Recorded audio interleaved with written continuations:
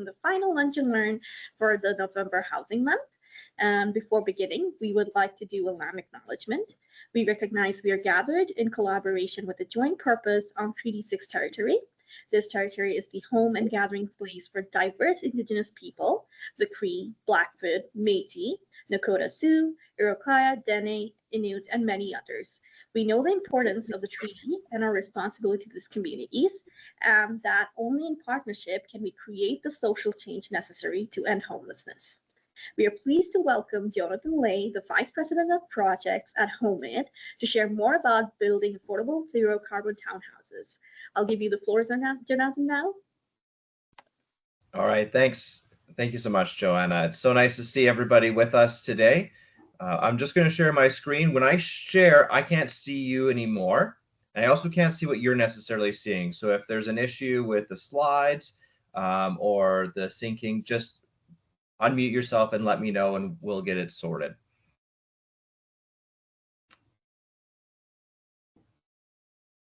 All right, so Joanna, do you want to just confirm that everyone can see? Yes. Wonderful, thank you so much. So Housing Month 2024, it's hard to believe we're at the last presentation. It's a real privilege to be able to participate this year again and to share an update with everyone on one of our projects and how we're using zero carbon certification in it. Before we do that, I'll run through a little bit of background about who Homeward is. Now, Homeward formally is the City of Edmonton Nonprofit Housing Corporation. Many of you will be familiar with us. And the space that we work in the near market is self-sustaining. So we don't get operating funding to support our rents. We have to earn enough income from our rents to be able to support the business and offer subsidies to the tenants. And like all of you, we're also competing for the same grants and loans supporting the social outcomes that we provide. And we're going to get into that in a little bit later with respect to energy and energy retrofits specifically. So the affordable housing spectrum is a wide spectrum. It covers a lot of different spaces. Homeward has a really specific lane that we operate in, the below market affordable housing. And we have a small percentage of our portfolio that's also mixed market housing. Again, the additional revenue supporting the subsidies that we are offering. Like so many in this sector, we are about our residents. This is who we're here for. This is why we exist. This is why we come to work every day. And we are so proud of the impact that we have on people in the community. We track our tenant satisfaction very carefully, surveying our tenants regularly when we have touch points with them on maintenance and move-ins, move-outs, as well as annual surveys. And we're really proud of the scores that we're able to get reflected in the comments that we receive through those. Some of the feedback we've had very recently from our tenant survey.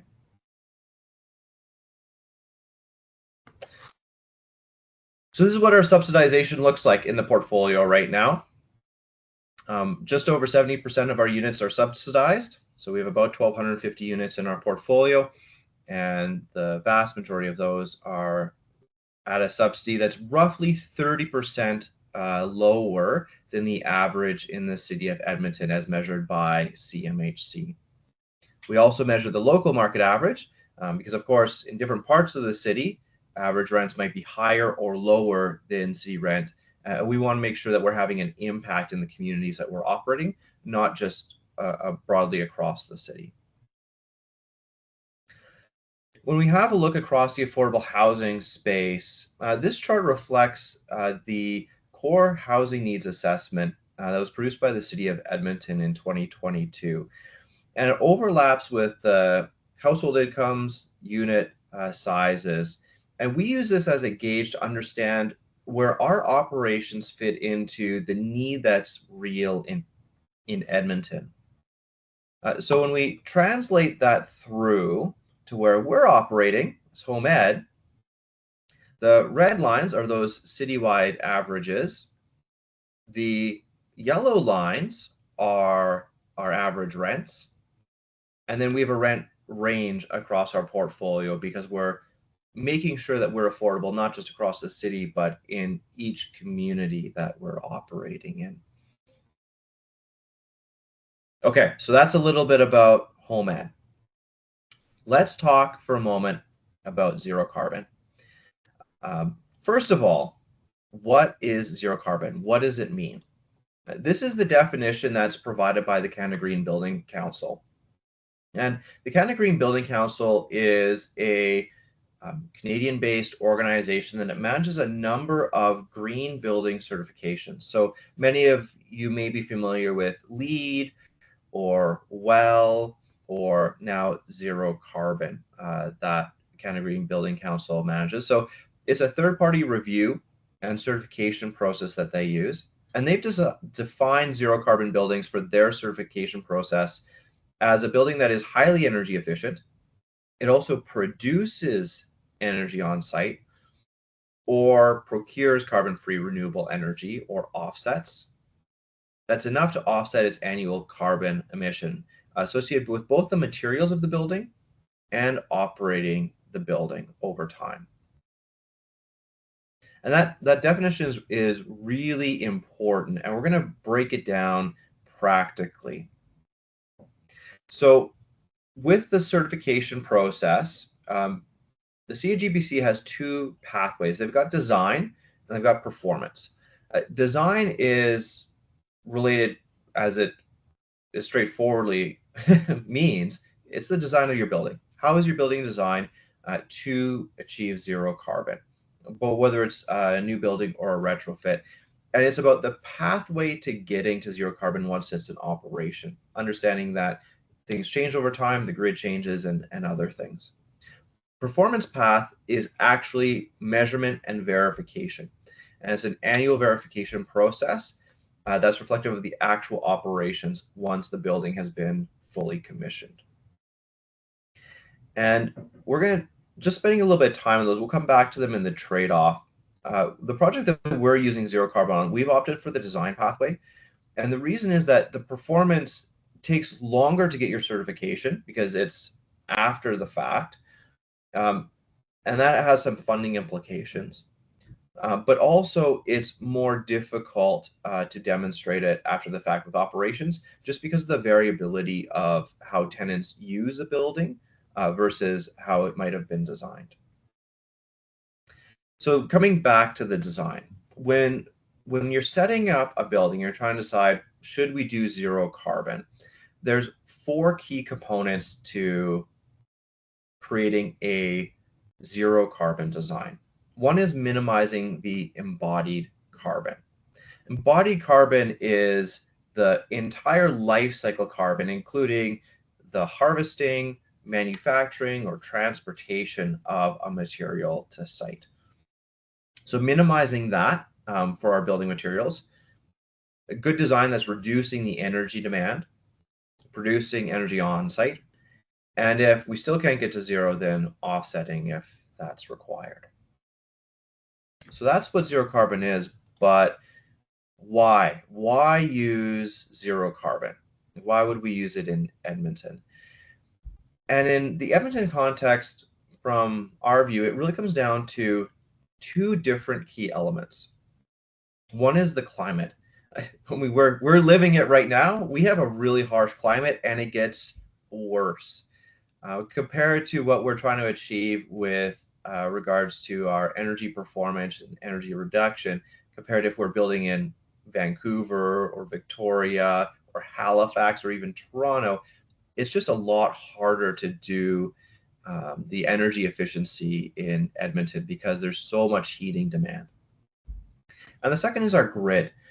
Although our Alberta's grid is primarily converted over to natural gas now, a lot of the data that the grant providers and funding providers are using is historic and still uses information from when Alberta's grid was largely coal-based.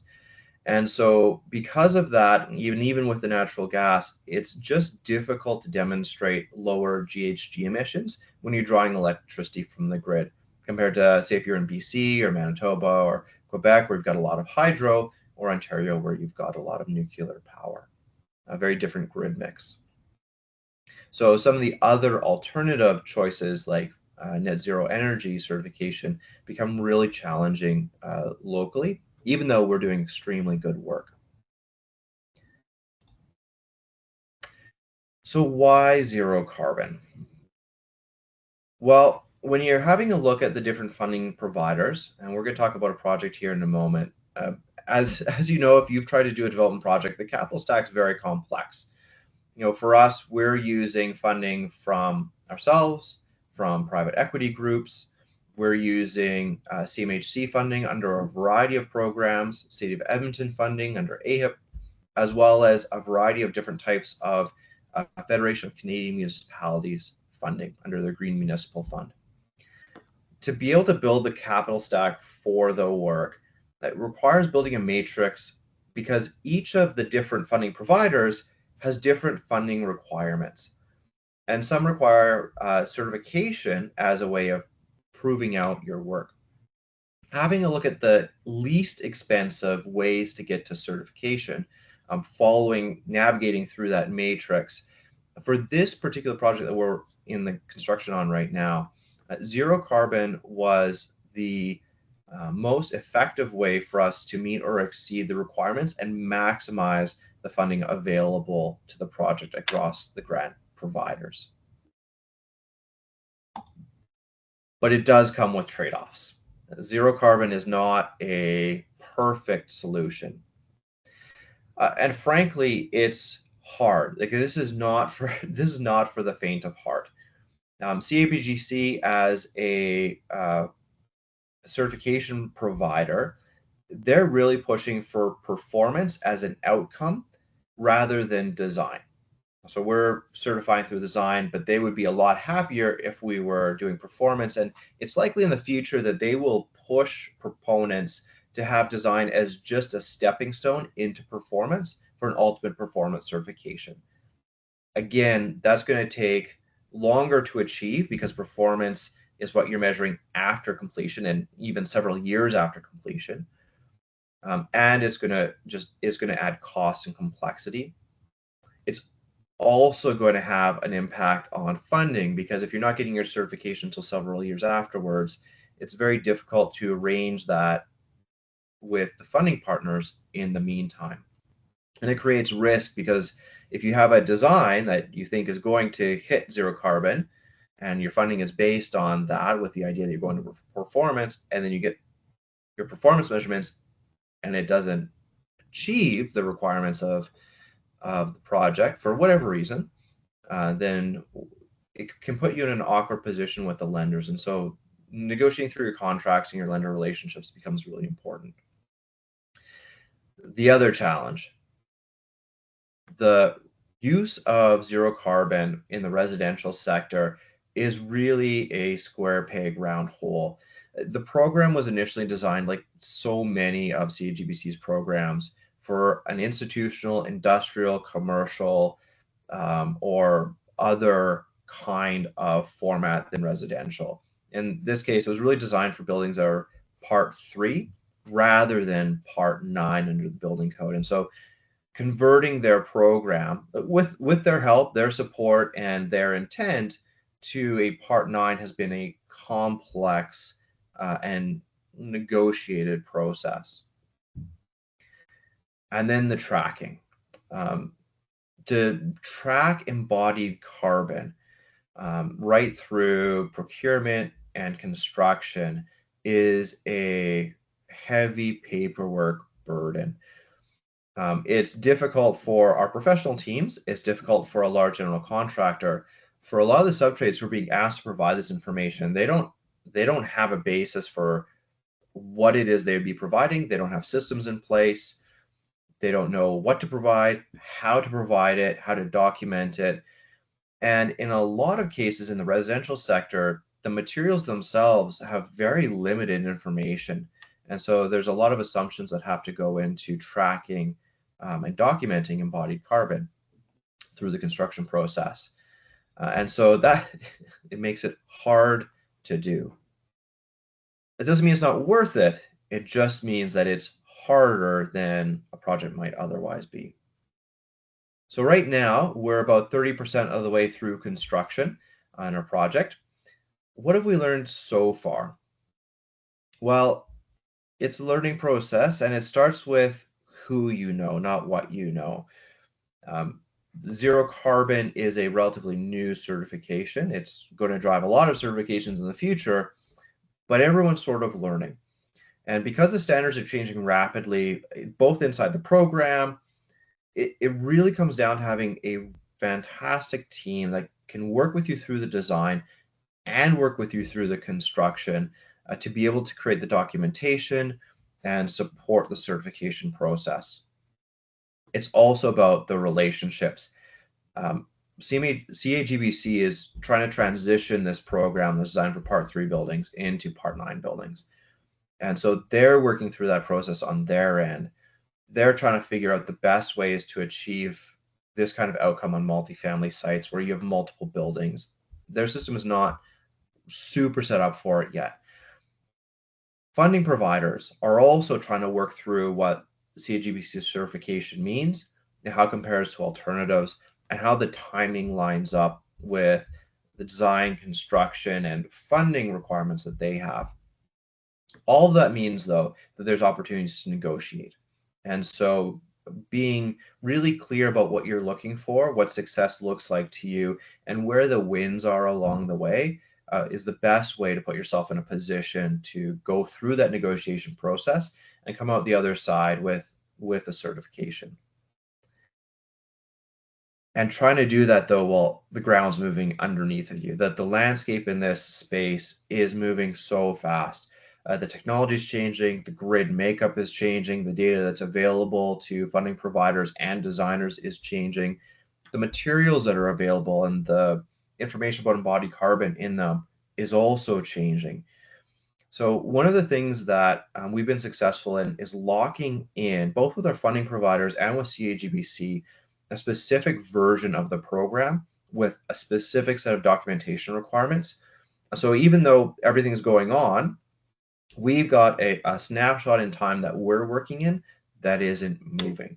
And that's allowing us to keep navigating this process. So let's talk about it in action. We're going to have a look at Parkside North. So Parkside North is a development in the Griesbaugh neighborhood. It's got 91 units split between several different buildings. 71 are 3 or 4 bedroom family units. 20 are 1 bedroom adaptable, accessible units. I know no one wants to see a site plan. This is what they're going to look like when they're done. This is a view from roughly the east side of the site, from the west side of the site. And this is the project in construction. This was taken a couple of weeks ago before we got the snow that everyone's managing through right now. So design's progressed quite a ways along from here. And you can see in the back, in the top right of the picture, the work that's already been done with the framing to continue building throughout the winter. We've been fabricating on site to be able to speed up the assembly process of these buildings. Doing more this way is allowing us to track the information easier because it's a little more contained on site. Working with our architect, Reimagine, our general contractor, Shandos, has made this go so much smoother than it might otherwise. So that, pulling it all together, takes us to what's next for us with zero carbon. And the answer is we're waiting to see. We're working towards our design certification right now on this project. Because the tracking is still ongoing, we won't have the certification until the very end of the project. But we're well on path to a full certification under the design version 3 from CAGBC. We're looking at alternative programs, similar programs and future iterations of this program as we consider how we retrofit, how we design new buildings, apartments, and townhomes, and what the best fits are relative to the funding requirements from our lenders and grant providers, what certifications are required to support those. And again, for each project, each individual matrix for what the requirements are, the best way to navigate through that process. It really isn't a one size fits all. So that takes us to questions. And I'll let Joanna moderate, but we'll open up for any questions that you might have.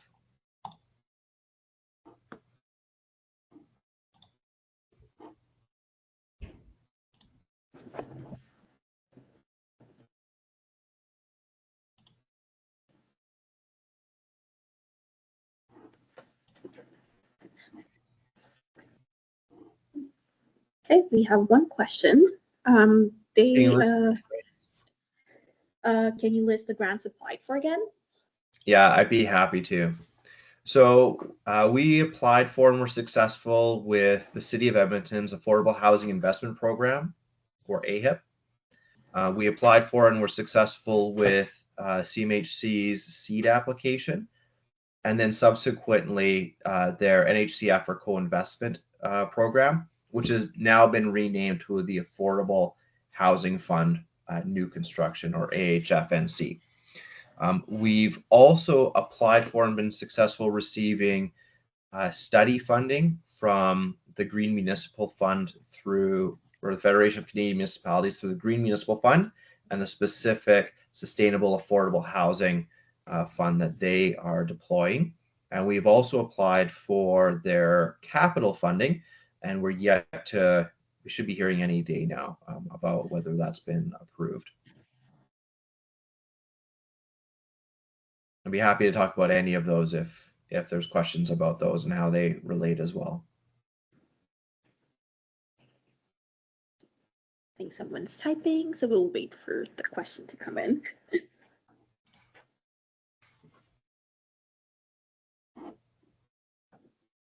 Just out of curiosity from my sake, please explain the AHF process. Yeah, so the Affordable Housing Fund, it's a fantastic federal program administered by CMHC. If you're in Edmonton and you're interested in using the Affordable Housing Fund, they'll fund up to about 70% of your costs in a mix of grant and low interest loan for qualifying builders. The program requirements just changed about a week ago. If it's something you're interested in exploring, you'll want to reach out to CMHC. They have local reps here in Edmonton that you'll want to speak with. Leanne is the local senior person. She's fantastic. I can't say enough good things about Leanne. She'll help you navigate that process. We've found, I can tell you about our experience with it rather than the details of how to apply, because a lot of that's public and CMHC is the best party to answer those questions. Our experience with it has been a bit mixed. The funding is great funding. The terms on the funding are very good. We found CMHC's process hasn't been great to navigate. Their timelines have been, at least for us, unrealistically optimistic that they've provided. Going through the process on now that we're into the ground, we were delayed by almost a year just because of how slow they were moving on the approval side. And then once we got our approvals in place, which was great, as we're drawing every month, it's a bit hit and miss with them for just the consistency and these little things like their lawyers not submitting registrations in a timely manner and things like that. It takes a lot of management working with CMHC compared to some of the other lenders that you might have worked with in the past.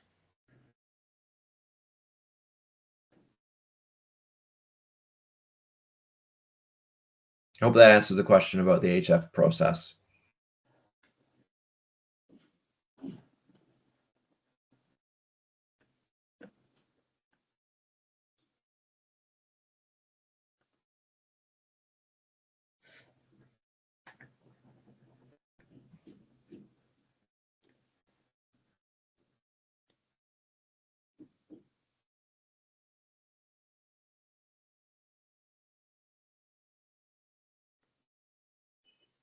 For the park side, the north, the one that's in development right now, do you like, is there a timeline for it to be completed or? Yeah, that's a great question. Our first tenants will be moving in the first half of next year, and the project will be substantially complete by the end of next year. Yeah, it's We coming have, together very quickly. that's good. We have another question. Did you have better outcomes with the HIP and GMF? Yeah, so for the City of Edmonton's AHIP program, certainly better outcomes for that.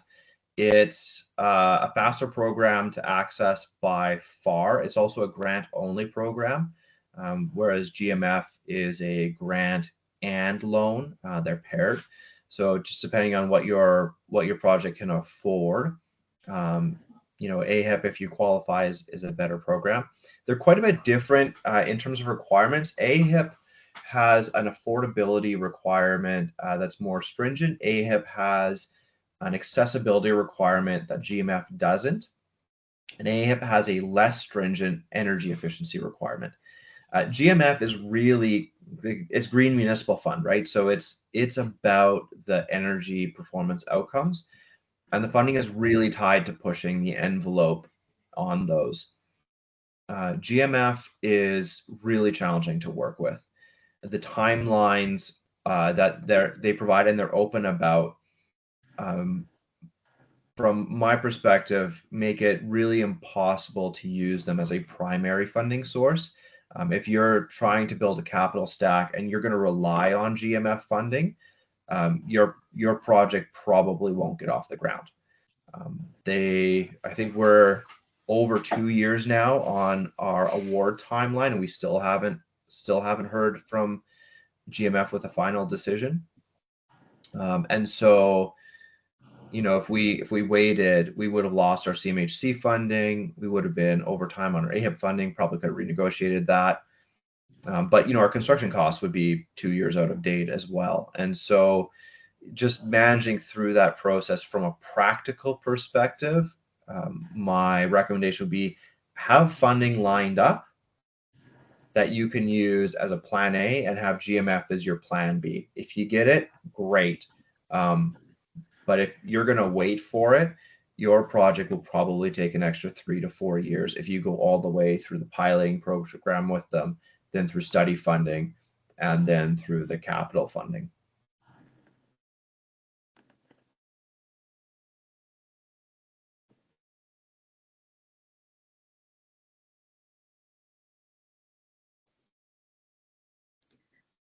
I'm in Edmonton, but representing a group build green multiplexes in Edmonton. Can we connect with Jonathan? So your contact.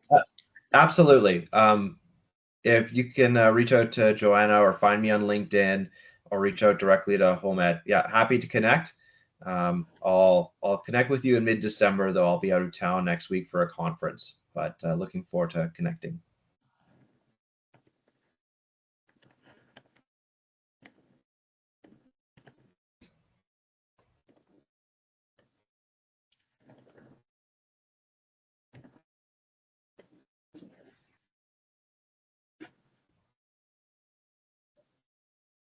Any other questions?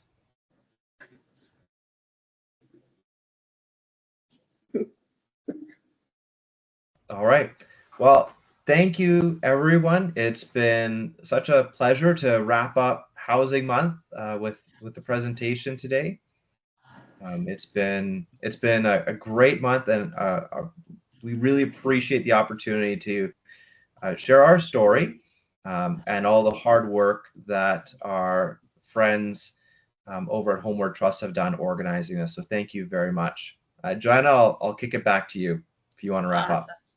Well, thank you so much, everyone who participated and attended this year's November Housing Month. We appreciate our sector partners, and we appreciate everyone who is working hard every day to kind of do the work that we are doing in this field. But I would also like to say that the need for housing and action on ending homelessness doesn't end with Housing Month. Together, we will continue on working on housing solutions to address the unique needs of vulnerable Edmontonians, with a commitment to ensuring that everyone has a safe place to call home. So on that note, we'll end today's presentation. And thank you again. Thank you so much, Jonathan, for sharing your presentation. And thank you, everyone.